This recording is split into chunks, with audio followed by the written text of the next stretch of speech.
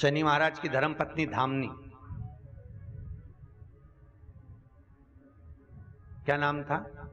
धामनी देवी, शनि महाराज की धर्मपत्नी। एक बार धामनी देवी ने शनि महाराज से एक प्रश्न किया,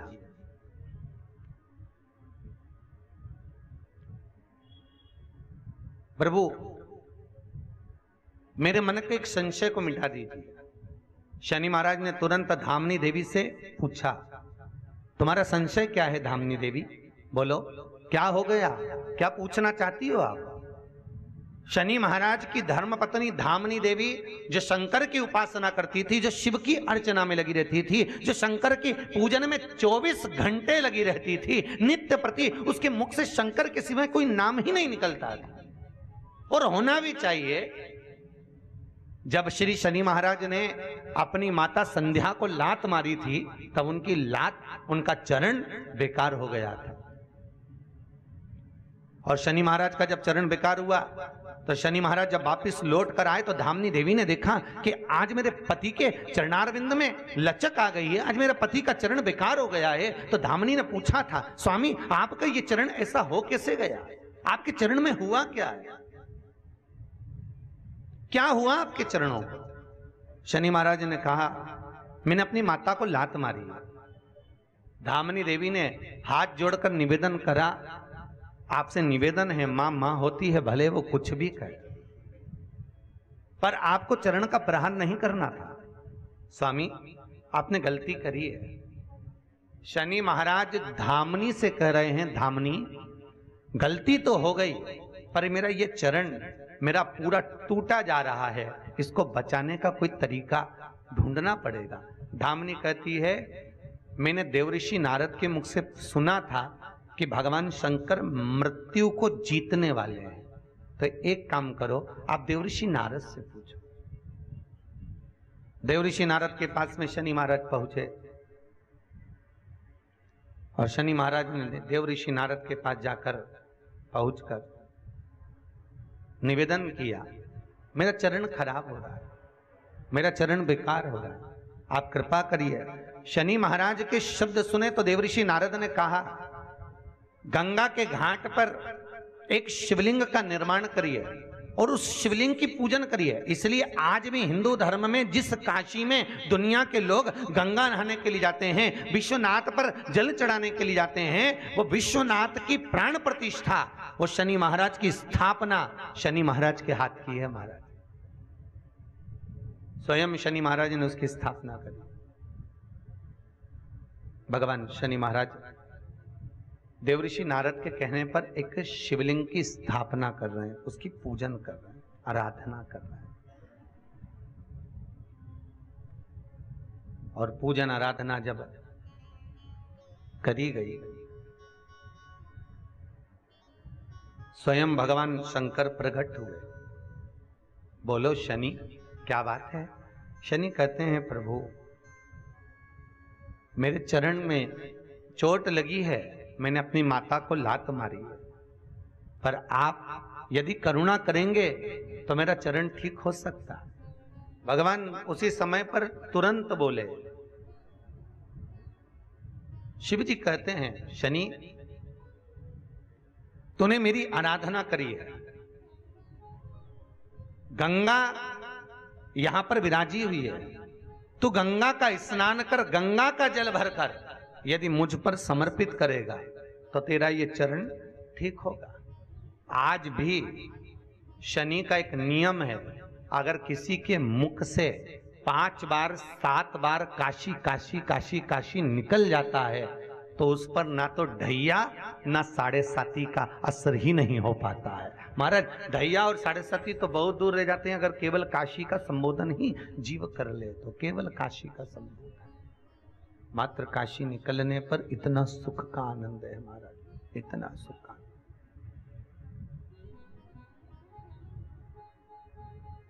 मात्र काशी। बोल काशी विश्वनाथ भगवान की ही।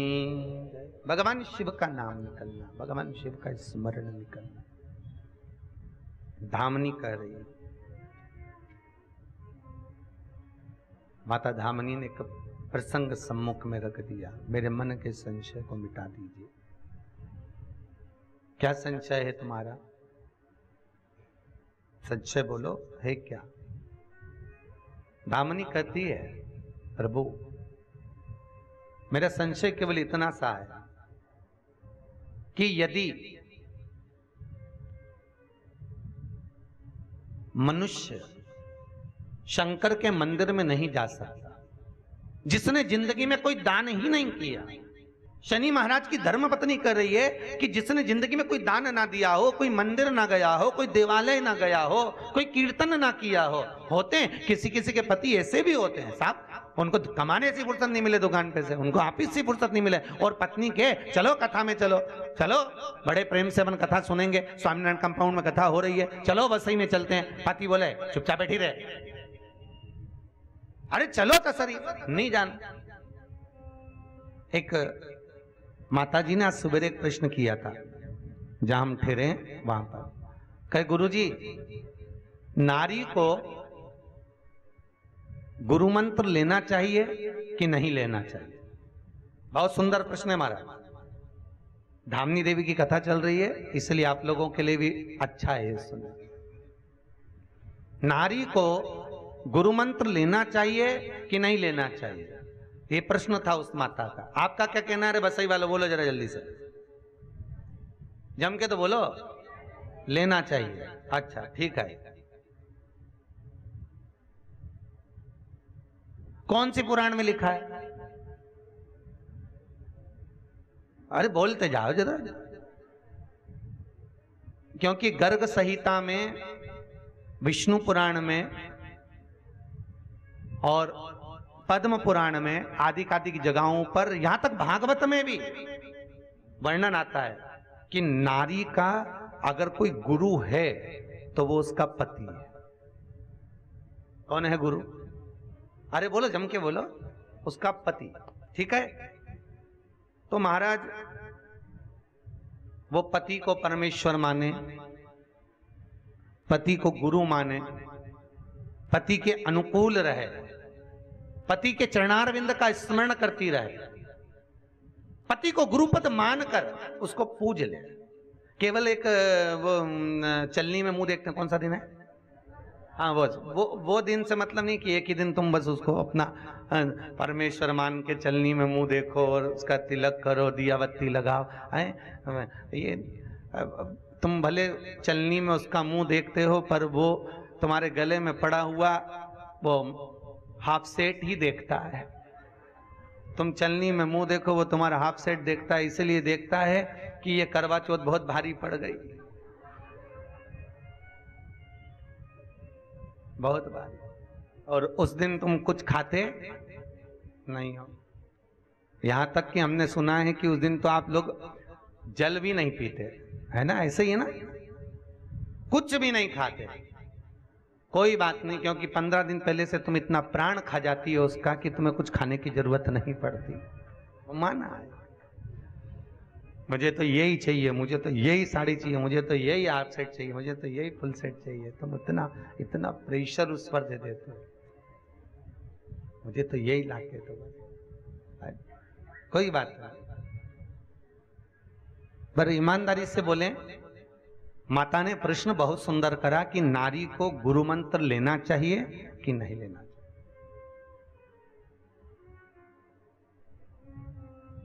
पुराणों में इसका वर्णन है कि पति परमेश्वर मानो, पति को गुरु मानो, पति के चरणारविंद का अनुमोदन करो। पर पति के चरणारविंद का अनुमोदन कर कर, गुरु मानकर आप उसकी सेवा कर सकते हो, परिवार संभाल सकते हो। पर शिव महापुराण की कथा धामनी देवी का चरित्र कह रहा है कि नारी पति को गुरु मान ले, परमेश्वर मान ले, पर नारी का अगला जन्म सुधारने के लिए उसको किसी गुरु की शरणागति में जाना जरूरी होता है। शिव पुराण पे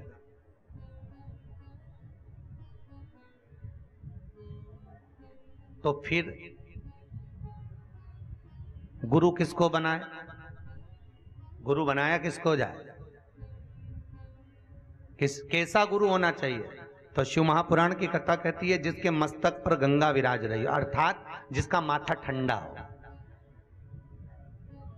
जिसके मुख से निरंतर गंगा का स्मरण हो रहा हो। महाराज, गंगा मस्तक पर भी हो और मुखाग्र बिंद से भी गंगा निकल रही है, अर्थात जहां पर भगवत चर्चा नित्य प्रति हर क्षण हर पल हर घड़ी मुख से निकल रही है।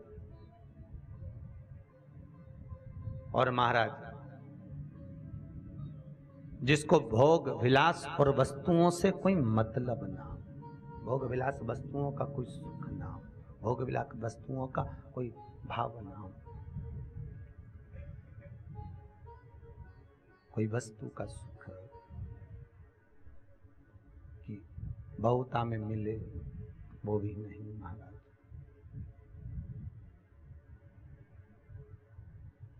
गुरु हो, पानी पियो छान, गुरु करो जान। बहुत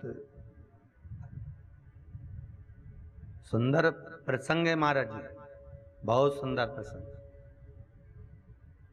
आज के जमाने में तो ढेरों गुरु मिलते हैं, कोई कहता है हमसे मंत्र ले लो, कोई हमसे मंत्र ले लो, कि गुरु फिरे बाजार में हमसे दीक्षा लेओ, नरक पड़ो चाहे स्वर्ग जाओ, पर माल हम ही को देओ।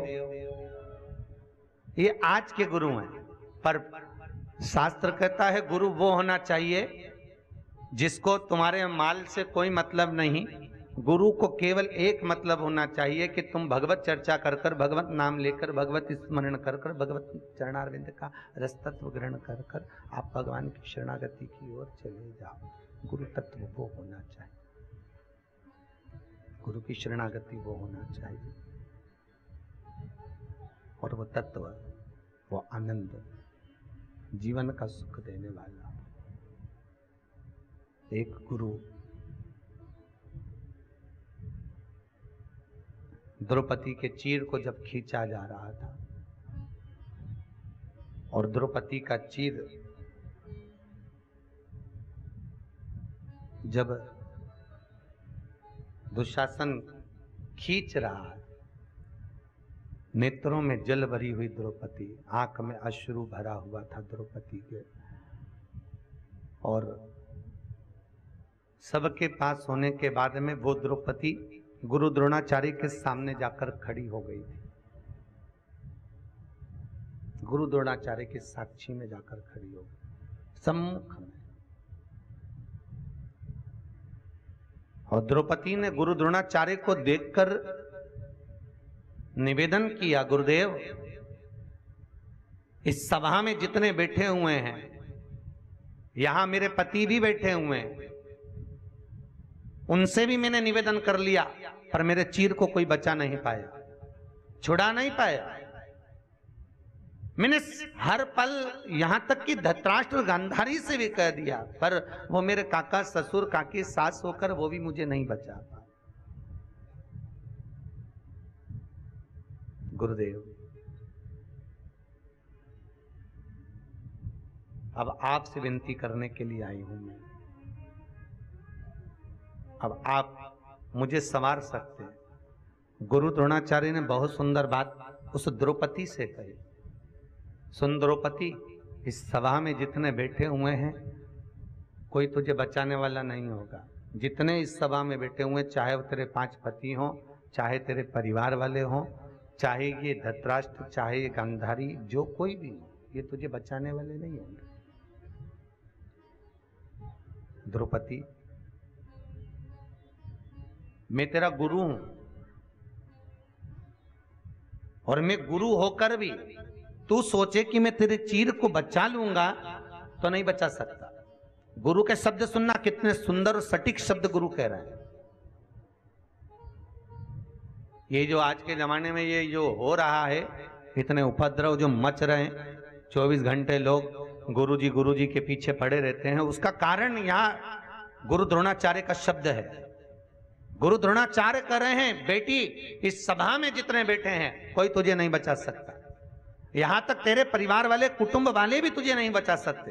और गुरु द्रोणाचार्य ने कहा, सुन बेटी, मैं इस सभा में बैठा हूं, मैं तेरा गुरु हूं, मैं भी तुझे नहीं बचा सकता, पर इतना जरूर कहता हूं, इतना जरूर कह सकता हूं कि मैं भले ना बचाऊं, परंतु मैंने जो तुझको गुरु मंत्र दिया है, वो मंत्र तुझे बचा सकता है। उस मंत्र का तू जाप कर, उस मंत्र का तू स्मरण कर, इस मंत्र का तू जाप कर, स्मरण कर।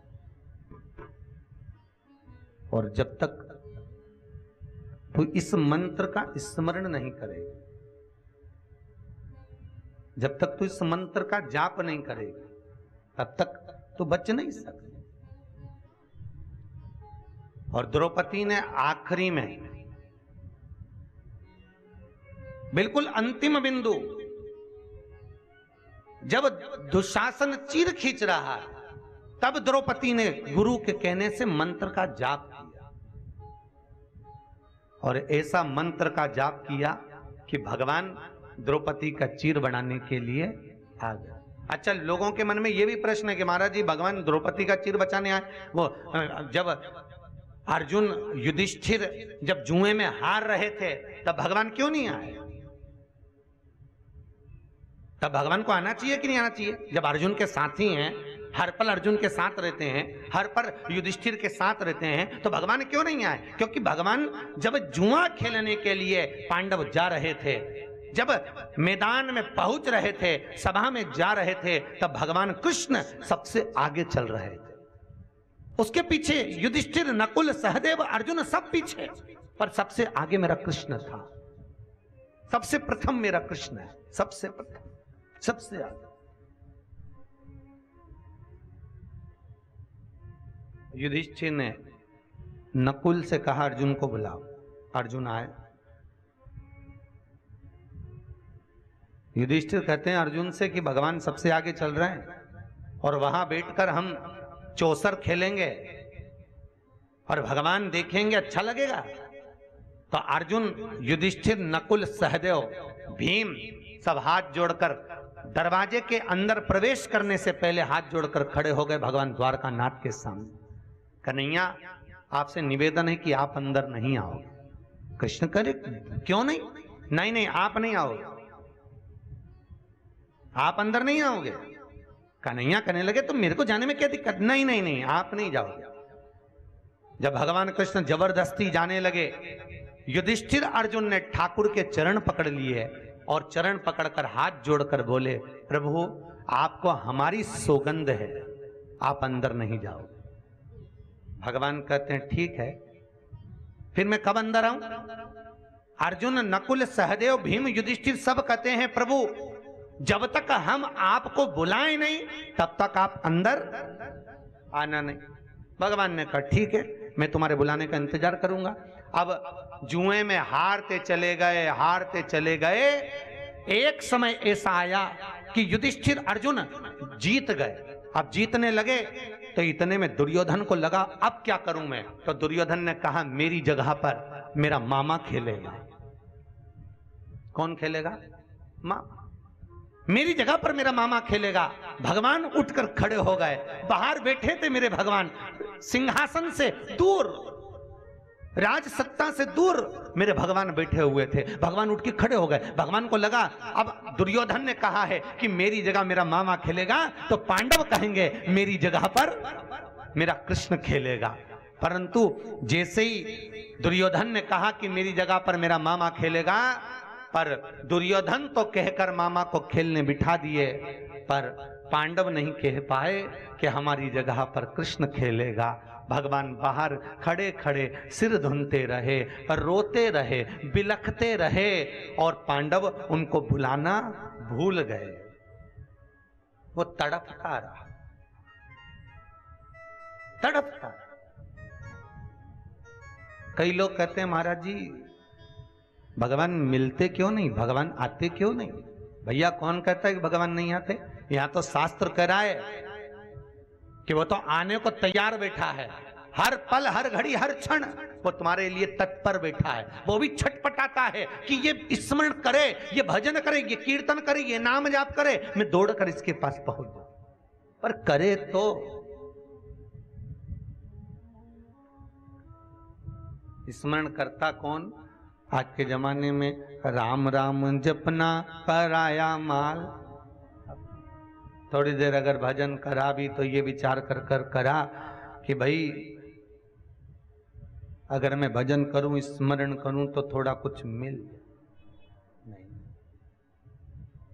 शिव पुराण कह रही, धामनी देवी का चरित्र कह रहा कि गुरु द्रोणाचार्य कहते हैं कि मैं नहीं बचा सकता पर मंत्र बचा सकता है। गुरु करो, नारी भी गुरु कर सकती है, स्त्री गुरु बना सकती है, पर निवेदन केवल इतना सा है, गुरु वो होना चाहिए जो आपको परिवार से नहीं छुड़ा।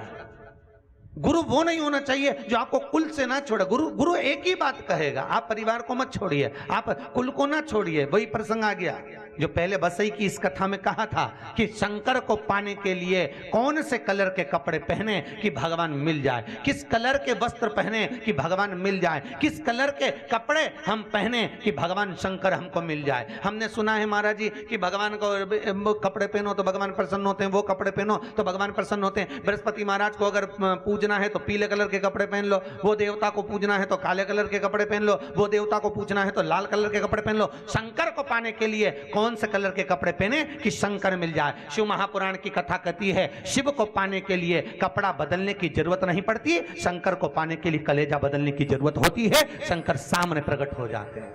भगवान शिव को पाना है तो कलेजा बदलना पड़ेगा, इस चित्त वृत्ति को, इस मन को शंकर तक लेकर जाना पड़ेगा। वो मिलेगा, वो मिल जाएगा। हर पल हर जगह वो प्राप्त।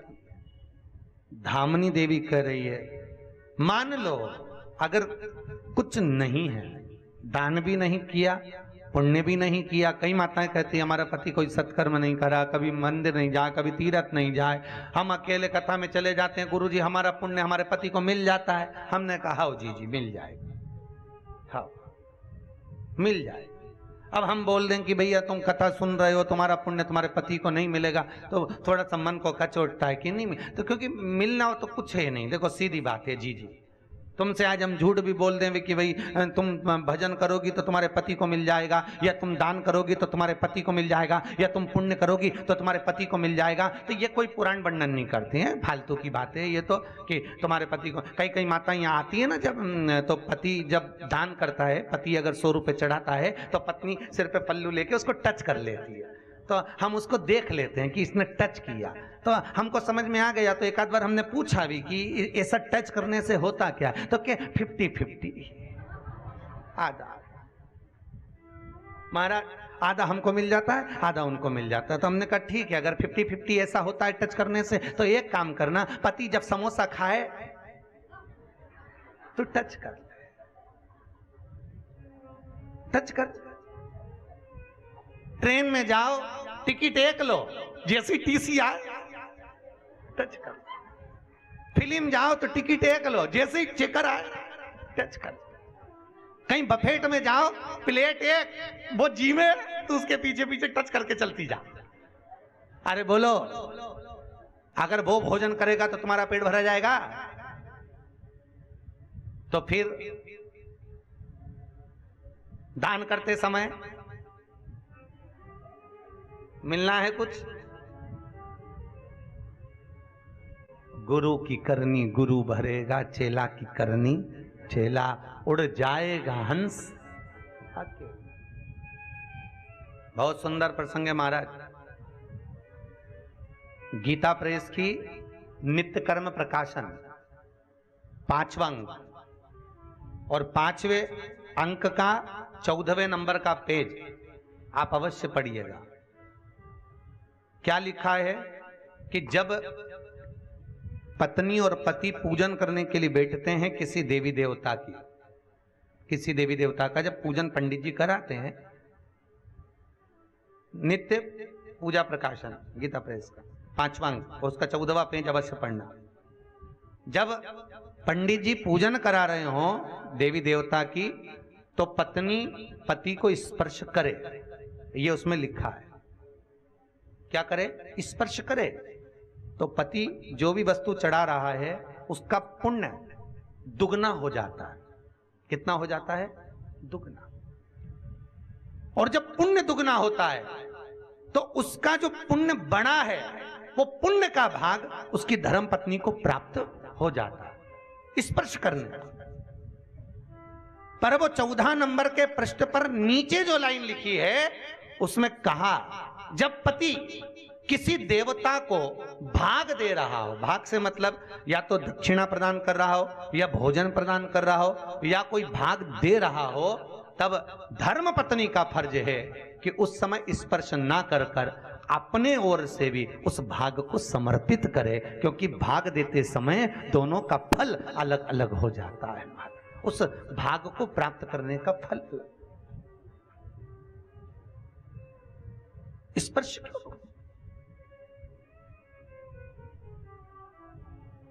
बोलो बोलो बोलो क्या? हाँ, बहुत सुंदर प्रसंग। माताओं का भाव कथा के प्रति अब समझ में आ रहा है कि आप लोग दिल से कथा सुन रहे हो, ले रहे हो। एक बार जोरदार ताली। बहुत सुंदर प्रसंग। अर्थात जब ब्राह्मण पूजन कराएं, कुंकू चढ़वाएं, चावल चढ़वाएं, अक्षत चढ़वाएं, फूल चढ़वाएं, बेलपत्र चढ़वाएं, जो भी समर्पित करवाएं, उस समय पर आपका स्पर्श उस फल को दुगना करता है। कितना करता है? उस फल को दुगना। और दुगना जो फल होता है, जैसे आप लोगों ने कभी बीमा करवाया कोई व्यक्ति से? कोई आते होंगे ना बीमा करने वाले, भैया बीमा करवा लो। बीमा करवाने वाला बीमा करवा रहा है, अर्थात क्यों? क्योंकि बीमा तुम्हारा होगा, पैसे भी तुमको ही मिलेंगे, पर बीमा की जो रकम जमा होती है पहले समय से आखिरी समय तक, उसमें कुछ 100-50 रुपए जो एक्स्ट्रा मिलते हैं, जो बीमा करता है उसको मिल जाते हैं, उसके खाते में चले जाते हैं। अर्थात तुम्हारा स्पर्श करना उस पुण्य को दुगना करना है। तो जो दुगना पुण्य इकट्ठा हुआ वो पुण्य का भाग नारी के खाते में चला जाता। पर जब भाग देने का समय आता है, जैसे भोजन का भोग लगा रहे हो, जैसे दक्षिणा प्रदान कर रहे हो, कोई भेंट चढ़ा रहे हो, उस समय पर अगर पति 10 रुपए चढ़ा रहा है तो पत्नी को 5 रुपए देना चाहिए और कहना चाहिए ये 5 तू चढ़ा और 5 मैं चढ़ा रहा हूं। अगर भोग लगा रहे हैं तो ये लड्डू का भाग मैं भगवान को समर्पित कर रहा हूं, तो फल का भाग तू समर्पित कर। उसका पुण्य दोनों के खाते में अलग अलग जाएगा, उसके खाते अलग। टच करने से नहीं। तुम जिंदगी भर खूब टच करके रखो, बस टच स्क्रीन मोबाइल चला सकते हो, पर टच से कुछ पा नहीं सकते हो, उसका फल पुण्य का भाग प्रबल, और वो प्रबल भाग हमारे जीवन का सुख देने वाला। धामनी देवी कह रही है शनि महाराज से, हे शनिदेव, स्वामी प्रभु मेरे मन के संशय को मिटा दिया। शनि महाराज बोले बोल धामनी। धामनी कहती है जिसने कभी पुण्य ना करा हो, जिसने कभी दान ना दिया हो, जिसने कभी सत्कर्म ना करा हो, जो कभी स्मरण चित्त में जुड़ा ही ना हो, कभी मंदिर ना गया हो, कभी तीर्थ ना गया हो, कभी कथा में भी नहीं गया हो, उस जीव का कल्याण किस रूप में होगा?